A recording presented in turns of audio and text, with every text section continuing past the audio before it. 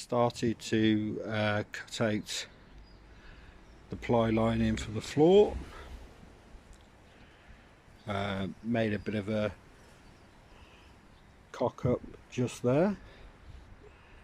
I don't know what went wrong. I cut out all the sections for it to fit, but somehow I managed to get about 2.5 inches away from the sides on both sides there.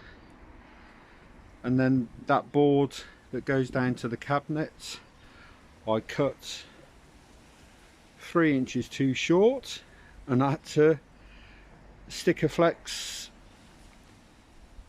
one small panel on the back there. And then the lip where we've got the ply lining finishing to where the insulation is, I've got some foam seal to go around, so when the doors are closed it all buttons up and stops all the drafts.